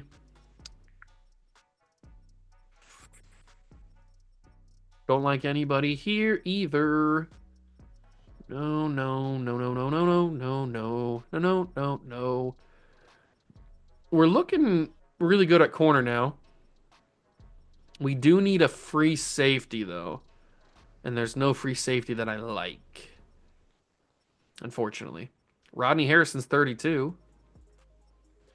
All right, I think we'll just offer those three guys. That's probably about as best as we can do. And then we'll see where we go. We're in the lead for everybody except for Roberto Garza. The Lions are liking him, but maybe he'll choose us. And he does choose us. And so does Eddie George. Who was the other guy we went after? We didn't get somebody. Who was it?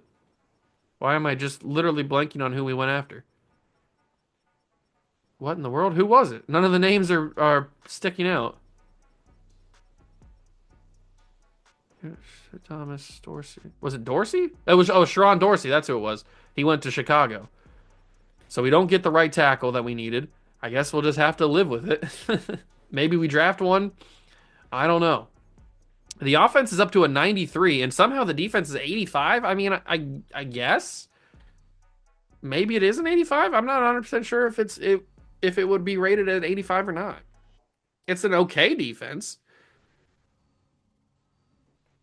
Maybe we'll get a little bit better with this draft. At least that's the hope. Okay, used my national focus on corner again, just because it was the it was like one of the strengths of the class, and I always like to have a big position of need like corner be scouted fully because there could be some steals in this class. That's for sure. I mean, Dominique Foxworth is down here. There could be some steals. We'll think about it. It's not going to be top of mind, I don't think, but we'll take a look at free safety. Is there anybody? We do need a free safety, but I don't know if there's going to be anybody that we need to absolutely have to have, except for maybe Dustin Fox. Outside linebacker, you got Demarcus Ware. Demarcus Ware would be awesome. I think we went after him in the Texans rebuild. Derek Johnson, I don't think we went after. I can't remember. And Sean Merriman, I think I wanted, but I didn't get. So we'll look at both of those guys. I did scout Justin Tuck. That'd be pretty awesome to get him. But we need to get a tackle. We absolutely have to. So I might use my final one on David Stewart. And those will be my 3 focus players for this draft. We need to take a look at the mock draft and see what the situation is. So let's go figure out what we got to work with here. Mock draft number 5 has Ronnie Brown going number 1. Kind of wild, but okay. Alex Smith number 2 to the Dolphins. Braylon Edwards to the Browns. Roddy White, Marcus Spears. There's lights out. And then DeMarcus Ware to the Patriots. So if we wanted Sean Merriman to pair alongside Terrell Suggs, which would be absolutely amazing, we'd have to trade into the top 10, which would be a little bit difficult. Thomas Davis. There's Michael Roos. We pick at 23. Logan Mankins is top 5. Maybe we stay and just take Logan Mankins at 23 because even though we do desperately need a tackle, we sign Roberto Garza, draft Logan Mankins. Those are our backup plans at guard. I mean, that seems to be a good idea. I guess we'll see how it plays out. Number 1 pick in the draft. Is it going to be Ronnie Brown? It is. The Cardinals get Ronnie Brown at number 1 overall. The Dolphins get Alex Smith at 2. The Browns take Braylon Edwards at 3. The Commanders take Roddy White at 4. And top 5, Steelers take Marcus Spears. There you have it, ladies and gentlemen. Let's send to our pick at 23. So Sean Merriman does go 6. DeMarcus Ware goes 7. Pac-Man goes 9. Derek Johnson goes 20. And now we're here. So I think it's got to be Logan Mankins. That makes the most sense. It is a position of need. He's a top 5 player. Let's grab Logan Mankins. Guaranteed best player in the class, number 1 overall. Yeah, that's the backup plan, at least for one of the guard spots. Maybe Roberto Garza is the other guy. I don't know. We'll have to wait and see, but certainly could be. And now we're here in the second round. Rodgers actually fell all the way to no. So let's get this straight. In last rebuild with the Houston Texans, which is the same roster, the same draft class, Rodgers went number 1 overall to the Cincinnati Bengals. This time, he falls to the second round at pick 37 to the Steelers. Wow. Just absolute craziness happening in these rebuilds. Now, where do we go? So we got ourselves a guard. That was something that we absolutely desperately needed for the future of this team. We got ourselves a guard. Do we grab a 4th wide receiver? Probably not in the second round. That would probably be a waste. What about a tackle? Because we desperately need another tackle. We could get Richie Incognito. I mean, that might not be the best thing to do, but he's available. David Stewart at round. I don't know if we can take David Stewart because he could fall to the 3rd round. Oh, Justin Tuck's available. I think that has to be the pick. I think it has to be Justin Tuck. We can't let him go. We need a defensive end. We got to take Justin Tuck here. He's just a freak. Got to take him. Got to take Justin Tuck here. Another big time pickup, number 17 in true value, hidden dev, great player. Welcome to the team, Justin. And now we have to hope that the tackle we were looking at is still available. And I don't see him. Oh, no, I do see him. He's 78 to the Giants. Darn it. David Stewart gets grabbed in the 3rd round. I knew that was going to happen, but I had to take Justin Tuck. We couldn't pass that up. That's too big of a need on the defensive end spot to pass up a guy like Justin Tuck. So had to do it. At corner, we could probably wait a little bit more if we even if we take a corner at all. I mean, we'll see what happens. I might not even take a corner. Who knows? Middle linebacker. There's Channing Crowder, but I took him last in the Texas rebuild. He didn't end up being very good, so we'll move on from that. There's not another tackle I want.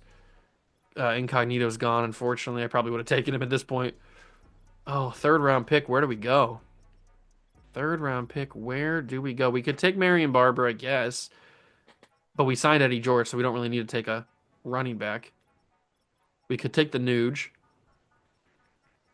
But a third round kicker doesn't seem right. Hmm. Maybe it is a corner.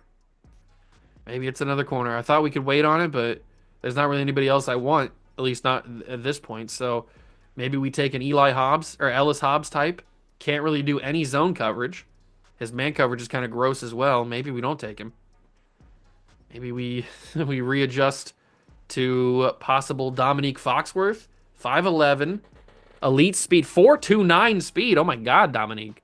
I'm gonna take you just on that. I mean, you're not a great cover guy, but you got 4.29 speed, 95, 93 excel.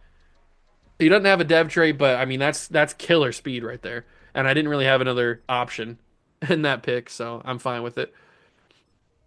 Now we get to the fourth round. This is probably my final pick. I kind of want to take Nuge though.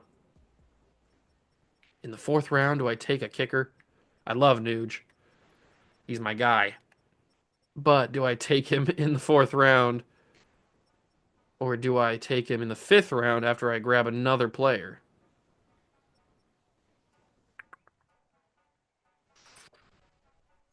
Scott Starks is 5'8". He's also got really good speed, but he doesn't have the cover abilities that I'm looking for, unfortunately.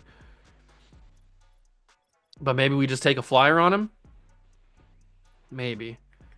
I kind of want to take Nuge, though. Nuge, you're coming to the team in the fourth round. I don't care.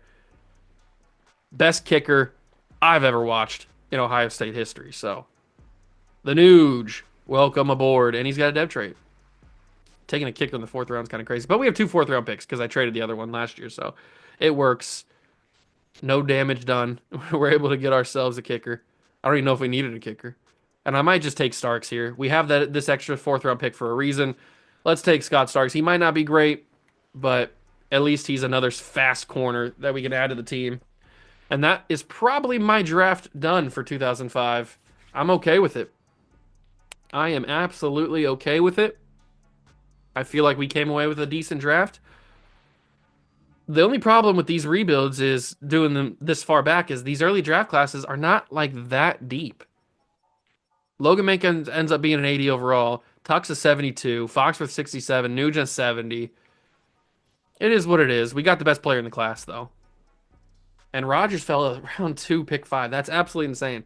Going from the first pick last year to a second round pick this year, or this draft is, this rebuild is kind of crazy. But maybe the Steelers got an absolute steal of a draft. Okay, year number 4 is about to begin. We've got to do better than 11 wins, right? We are so clearly better than we have been in the past. Logan Mankins now starts. What does Garza look like at a tackle spot? How big is he? Is he tall? He's 6'2", 298. That's not really tackle height. What about this other dude? Can he play tackle? He's 6'4", 302. That's a little bit better. It's a little bit better. What does he look like at tackle? What does he look like at tackle?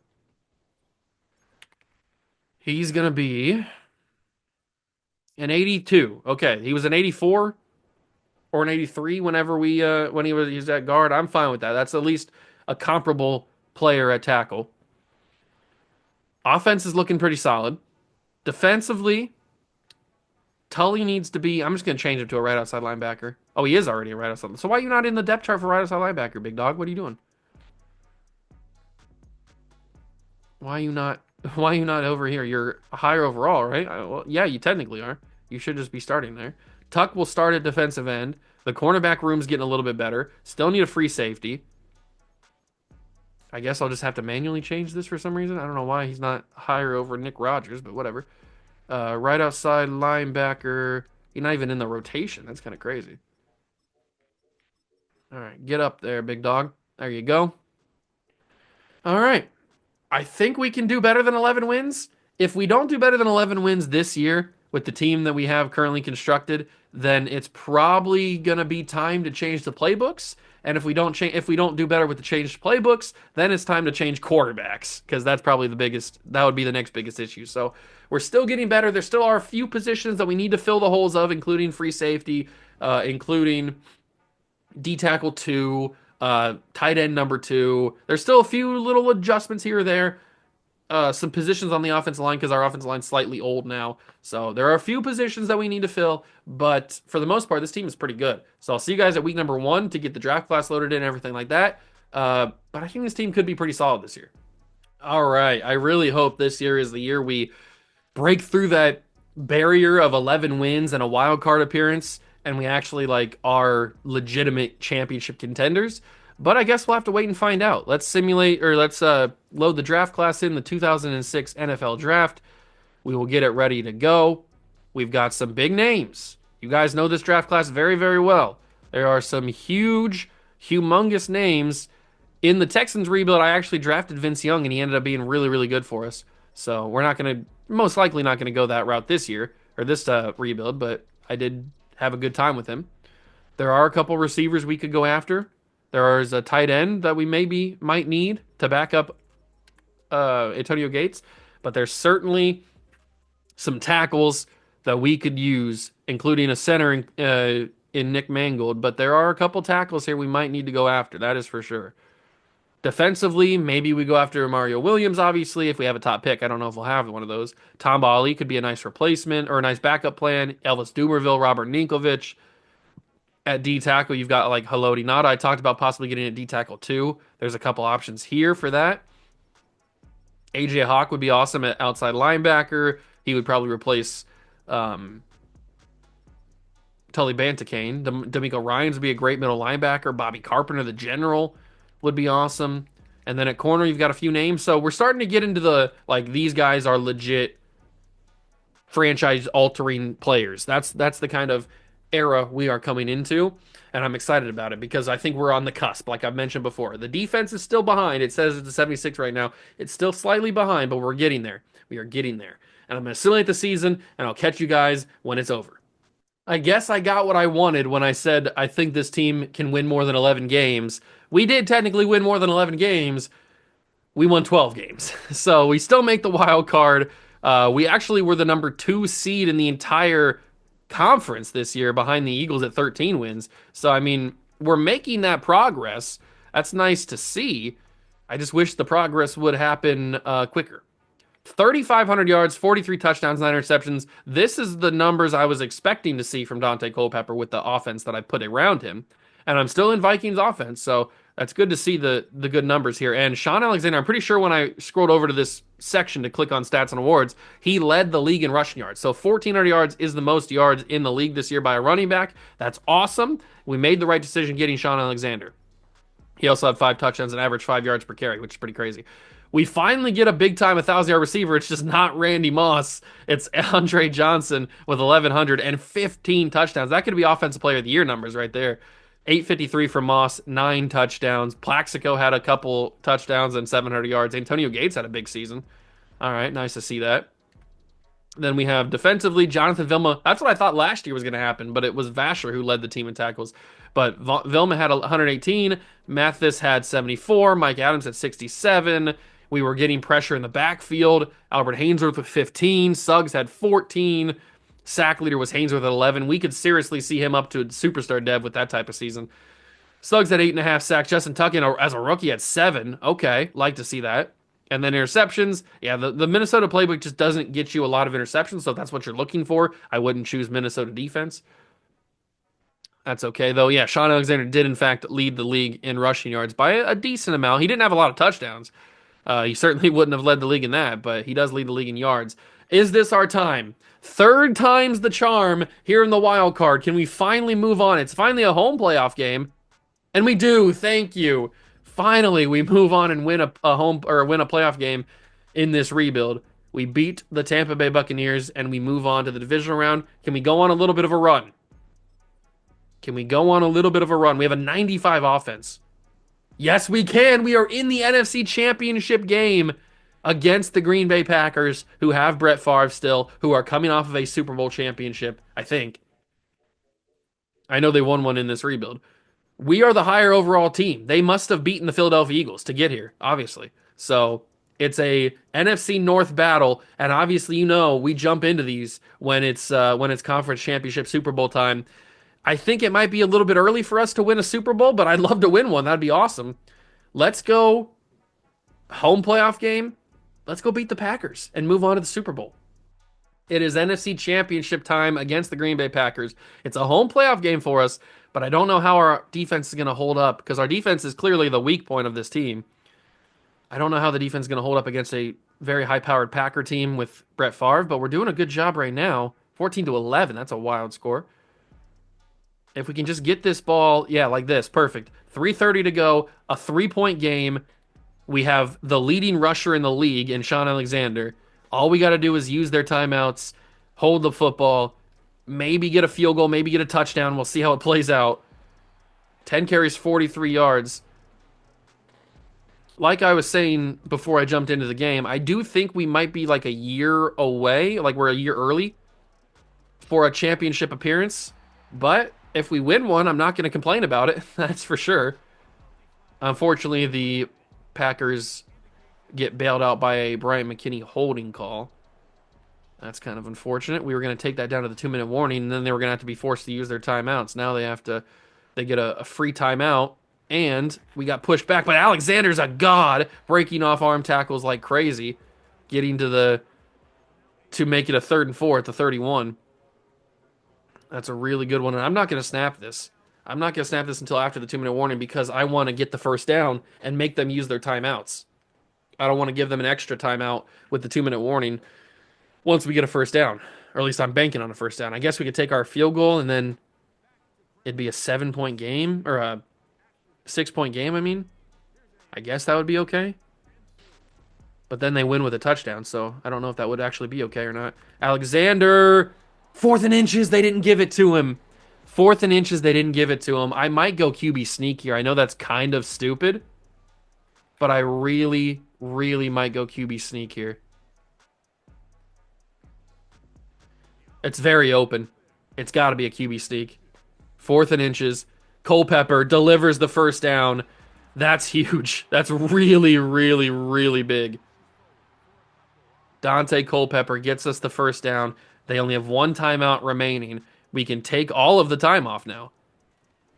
Alexander uses the final timeout for the Packers. As long as there's no fumble or anything like that, there is no chance the Packers can win this game now. This one should be ball game as Alexander gets it to the 20 for 3rd and 4. They want to do a halfback slip screen. I don't know if Alexander is the ideal candidate for a halfback slip screen, but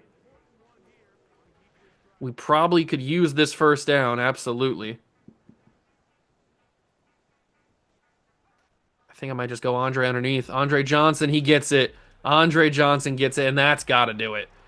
That's got to be the game. The QB Neal has arrived, and we are playing in the Super Bowl here in year 4. Like I said, I think we're a year early, but I'm not going to complain if we win a freaking championship. I will certainly not complain. Because then if we do end up beating whoever's in the Super Bowl, we'll probably go one more year just to see if we can defend it. And I also want to see the draft class also.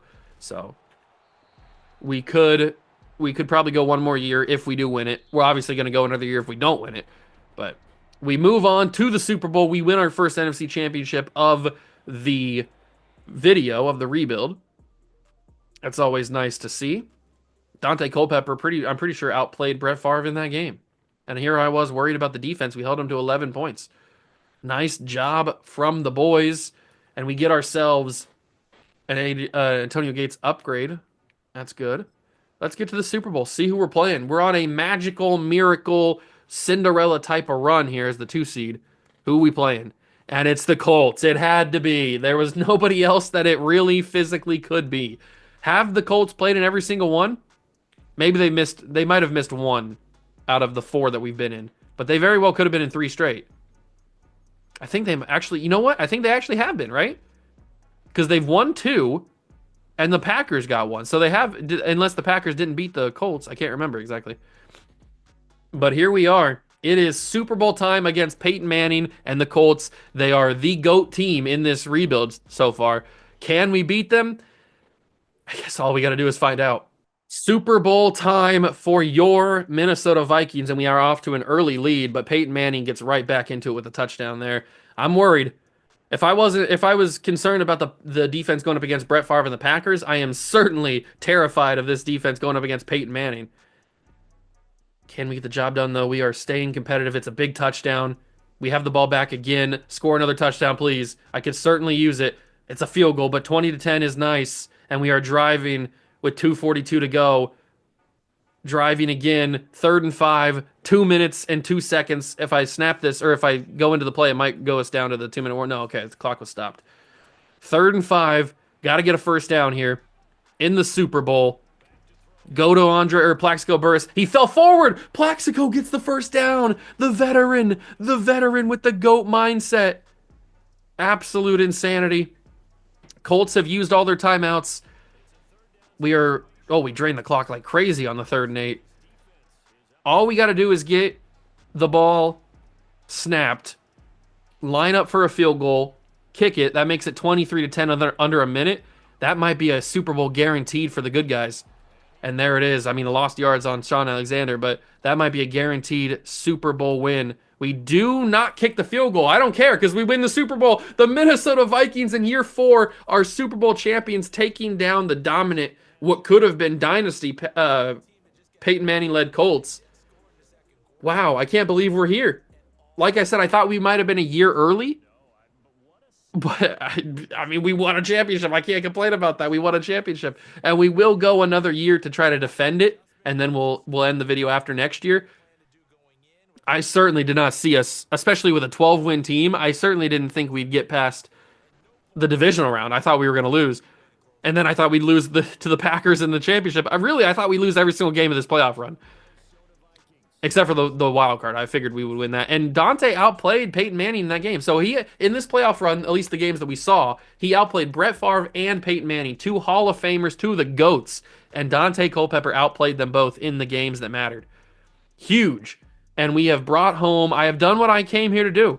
I have brought home a Lombardi to the state of Minnesota, or to the state of Minnesota. And we are champions. Wow, that feels good. That feels really good. But now we got to defend it for 1 year. If we could go back to back, that'd be pretty fun.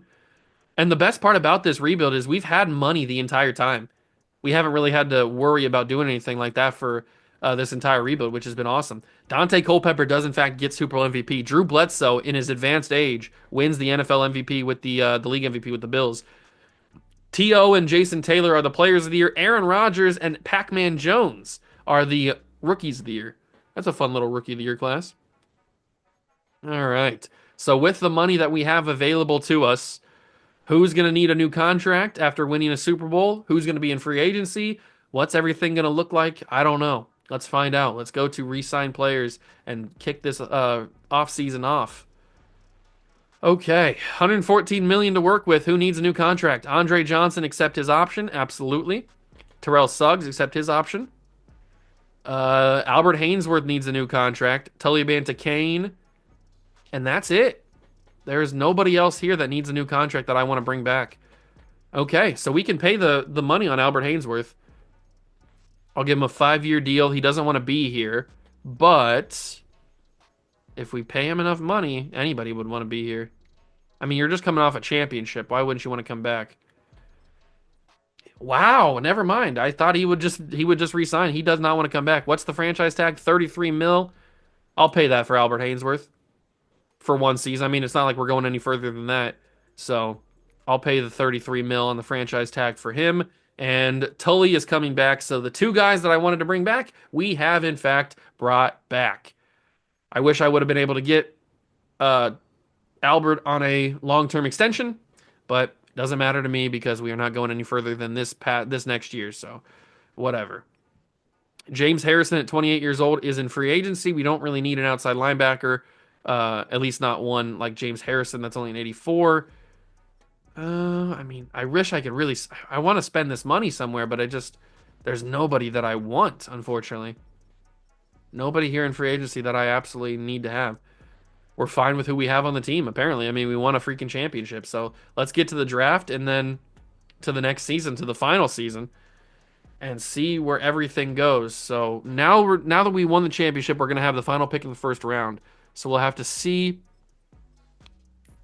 what our options are, see who's available, see what's going on. So we'll do some private workouts for the final time. We're not going to be in play for any of the big names unless we trade up for one of them, which I don't think I'm going to do. Let's see. Who's going to be in play for us? We could be in play for a Tamba Ali or an Elvis Doomerville. Certainly an Elvis Doomerville type. Maybe even a Haloti Nada. I wish we were in play for an AJ Hawk type, but I don't see that happening. Maybe Chad Greenway could be a guy for us. Or maybe a DeQuell Jackson. I might go DeQuell Jackson as the final guy. We'll see who's available. We'll take a look at the mock draft and see kind of what the landscape of the draft is looking like. I don't really see myself trading up unless there's somebody that I absolutely desperately need, which I don't think there's going to be. Mock draft number 5 has Mario Williams going number 1, Reggie Bush, DeBrickashaw, Dante Whitner, Chad Greenway. Oh, wow. AJ Hawk fell to number 10. Okay. I don't think I'm going to trade up for AJ Hawk, but I could. Santonio Holmes to the Steelers. That's cool. D'Amico Ryans. There's DeQuell Jackson. Bobby Carpenter. Nick Mangold. They have us taking Lawrence Maroney. Not really going to do that. I guess I could trade up to AJ at 10. Do we need an outside linebacker like that? I mean, Tully, we just re-signed Tully, but I wouldn't be opposed to replacing him, especially for a guy like AJ Hawk. How's the offense looking? All right, so we retire. Oh no, we don't retire. Who left? Oh, Larry Allen's just old. I was gonna say who left, but Larry Allen's just old. So we could get AJ Hawk to fill in for Tully Bantakane. It's a weird team. I'm surprised we won the championship. This is a really weird team. Um, other than AJ Hawk to replace Tully. I mean, we don't really need to replace Tully. I would only get AJ Hawk because I like AJ Hawk. What other options do we have? What other options do we have? We could go for. I mean, there's not really like a big time safety. There's not really a big time safety. The highest free safety is Jason Allen, then Michael Huff. Dante Whitner at 4, but I don't really want to. We don't need a strong safety because we have Mike Adams. So the highest free safety is what's his face? Jason Allen. Maybe we jump a couple spots and get Michael Huff. Is that really our big move? Is that really our big first round move? Trading up to get, or I guess we could take Daniel Manning. He's also round 1 talent. I mean, there's going to be other rebuilds in this era that we can make some crazy moves and get like a Mario Williams or get an AJ Hawk or stuff like that. There's gonna be more opportunities to do that. But I think since we've already won a championship, I don't think it's necessary that we need to jump any further than, say, 29 or 30, something like that. There's 29 from not the Panthers, from the Packers. So we jump to 29 from 32. They should just accept this if I give like a 6th round pick or something. No, okay. What about if I give 6th round pick this year and a 5th next year? It's not going to matter. They accept it. Okay, so we jump from 32 to 29. That's already higher than what Michael Huff was projected, but I just wanted to get a little bit of protection. So Michael Huff is 30. We jump to 29. So at least we have a little bit of a better one pick higher option choice, I guess is what I'm wanting to say. Start drafting. Who's going to go number one overall? Will it actually be Mario Williams? And it is. Mario's headed to Arizona. The Detroit Lions get Reggae Bush at number two. Texans get DeBrickashaw. Number four is the Saints. They take Dante Whitner. The Jets will grab Chad Greenway. The Raiders will get Haloti Nada. The Denver Broncos take Antonio Cromartie. Cowboys get Wembley, Cameron Wembley, and we will sim to our pick. So Tamba Ali goes, Vince Young goes, Jonathan Joseph. So AJ Hawk actually went even further down than I thought he was going to go. Is our guy still available? D'Amico Ryans, Aaron Davis. Yeah, I think our guy's still available. We have this pick. Michael Huff is here. Let's take him. We need a free safety. Out of every position, we needed a free safety. So I'm happy with the Michael Huff pick. It helps the team. And now we don't pick again until the final pick of the second round. So we will see what is on the table for us. What do we got here? We've got Tavares Jackson. Rest in peace. I think he passed away. Daniel Bullocks. Devin Hester could be fun. That could be a nice little wide receiver / corner option. You know what? I think I might take him. I missed out on him last year or last rebuild with the Texans. Let's take Devin Hester. That's a fun pickup. I might even move him to wide receiver instead of corner. Final pick of the third round is available. Oh, Rob Ninkovich. That would have been a nice pickup for me to get big old Rob. What do we got here? What do we got here? So corners. I mean, there's not much left. There's a couple names. Right outside linebackers, middle linebackers. I could use an extra D tackle. Maybe Johnny Jolly is that guy. I wouldn't be opposed to a Johnny Jolly type of pickup. Or a Frosty Rucker, legendary name. But this is we're kind of running out of options here. Delaney Walker, we do need a backup tight end. We do need a backup tight end. I might take Delaney Walker here, get a backup tight end, and then come back and take whoever I was thinking of. Who was the other guy that I was talking about? I've already forgot. Is he on the board? Oh, it was Johnny Jolly. Johnny Jolly got taken by the Browns, so that's okay. We needed a backup tight end, and I think we need a backup running back because I think Eddie George retired. But we got him a ring, so good for that. Good for that. I don't really see a running back that I want to take, honestly. We're gonna probably move Devin Hester to receiver for this 1 year, so I don't think taking a receiver is an option or a smart option. I should say.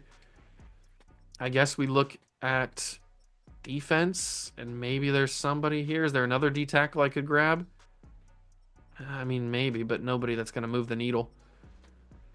Oh, man, this is kind of crazy. Cortland Finnegan. We'll take Big Court, and I'll simulate the rest of the draft. He's a big-time player. He can fill that cornerback spot that Devin Hester is going to not have because he's going to move to receiver. And that'll be our final draft of the rebuild. Final draft of the video. What is the roster overalls looking like? Michael Huff is 72. Hester's a 68. Does he go up at receiver? He might. Or maybe he goes down. Who knows? Who knows? Let's see. Wide receiver, Devin Hester. What's he look like? He's a 60. Okay, so he does go down, in fact. But he's going to be a receiver. Then you got Delaney Walker, Cortland Finnegan, and they took a bunch of bums. That's okay. Best player in the class was Haloti Nada. And then Jari Evans. That would have been a nice pickup. But we have a decent offensive line right now, and it's only one more year. It is only one more season. All right. Let's take a look at the final season roster. Year number 5. This is what we're working with here. We got ourselves our backup tight end. The offensive line is good enough. We've got ourselves 3 receivers that I trust, including a 4th in Devin Hester. I don't really trust, but he's there. And then the defensive line I like. We were really only missing that one spot at free safety, and now we replace it. We added Michael Huff, so I like that a lot. Linebackers are solid. Defensive line is really solid, except for Randy Starks really hasn't developed like I wanted to, but we had Albert Haynesworth, so it works out in the end. And I'm going to simulate the season. I don't really need to show you the draft class because we're not going to be using that draft class anyway. And it's the 2007 draft. It's got Calvin Johnson and all those guys. You know who it is. So let's simulate to the end of this final season and hopefully have a chance. If we don't even make the playoffs, that'd be pretty embarrassing. But hopefully we have a chance to defend our title. So in the final season, it's so EA Sports, isn't it? It's so Madden that we would go 12-5 and win the Super Bowl. And then the very next year, we, with a slightly better team, I would think, go 10-7 and barely make the playoffs. I mean, we won our division, so I can't say barely make the playoffs, I guess. But to be fair, 10-7 was the theme of the division with two other teams making it. So maybe we did barely make the playoffs. I don't know. But it's just funny that after all of that and the dramatic win we had, that's the season we follow up with. But 3,500 yards and 30 touchdowns for Culpepper is very awesome. He ended up being a solid quarterback for us. It helps when you have Andre Johnson and Randy Moss to throw to and Antonio Gates to throw to, but he ended up being a very good player for us, and I'm very happy we didn't trade him. Sean Alexander, I'm very happy we did trade for because Sean Alexander's been amazing since coming in here, and he even led the league in rushing yards last year, so I'm happy we got that. And Plaxico actually is the one to lead the team in yards this year. That was not on my bingo card, but whatever. Randy Moss just is he's getting shadowed by everybody, or he's getting overshadowed, I should say, by everybody else, which is not making me happy. Defensively, Jonathan Vilma leads tackles, no surprise there. Pretty good numbers from everybody. We were terrorizing the backfield. My God, okay. We were getting a lot of tackles for loss, a lot of sacks from Albert Haynesworth. That's probably an X Factor type of season from him. Mixon at 7, 4 for Suggs. Actually, a lot of interceptions this year. And I'm still in Minnesota, both offense and defense, and a lot of interceptions this year from the defense. I like to see it. Can we make some sort of magical miracle push like we did last year to defend our crown in the Super Bowl? We beat the Bears. It's a good sign. We are playing in the divisional round against the Philadelphia Eagles. We have a home playoff game. Actually, we have two because we were hosting the Bears because we won the division. So another home playoff game against Philadelphia. Can we make it to back-to-back NFC title games? No, we cannot. So our defense ends. Our back-to-back hopes die, unfortunately. But we did win a championship in the rebuild, and we brought Minnesota a championship that they so desperately want. They so desperately want a championship, and we brought them one. And we will see who wins the championship. Will it be the Atlanta Falcons and Michael Vick, who have dominated in terms of regular season with Michael Vick winning 3 straight MVPs? Or will it be the Raiders? It looks like it is the Raiders. And Haloti Ngata, the rookie, Haloti Ngata wins Super Bowl MVP. He must have had a fumble recovery for a touchdown or something to win that. But they beat Michael Vick and the Falcons. Big Ben on the Bengals is the MVP of the league in just his 3rd season. Donald Driver and Julius Peppers are the players of the year. MJD, Maurice Jones-Drew, is the offensive rookie of the year. He's got Ben Roethlisberger handing him the football, and then obviously Haloti Ngata wins defensive rookie of the year. I mean, if you're winning defensive rookie of the year and Super Bowl MVP, what a crazy season that is. So maybe we should have taken Haloti Ngata. Who knows?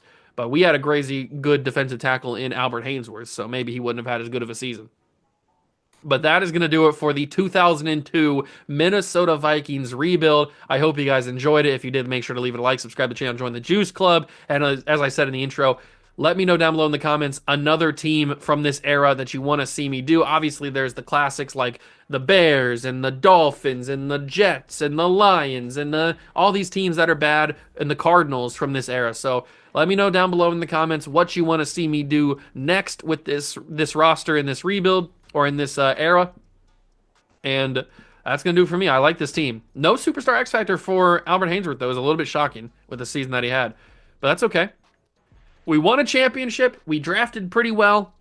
And we got lucky that Dante Culpepper actually turned into a really, really good player for us and continued to grow. And I never changed playbooks. We were always in Minnesota offense and Minnesota defense. So that's pretty fun.